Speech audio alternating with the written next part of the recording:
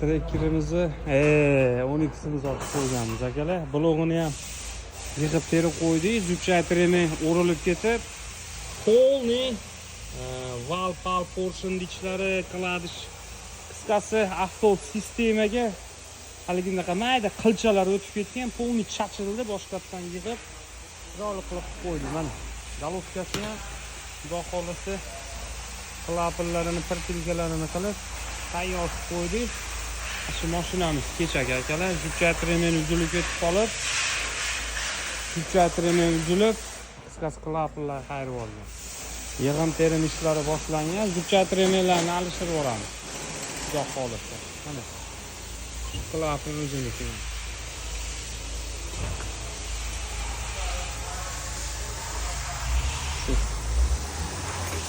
Bo'lgandan keyin, bitgandan keyin yana bitta video qilib bosib beramiz akalar.